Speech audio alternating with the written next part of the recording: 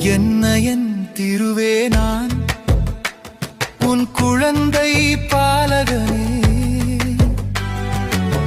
தவறே செய்தாலும் அதை பொறுப்பது உன் கடனே.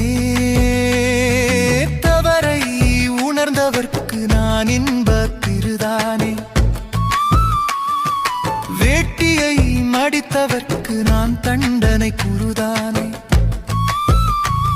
இது சரியே சரிதானே.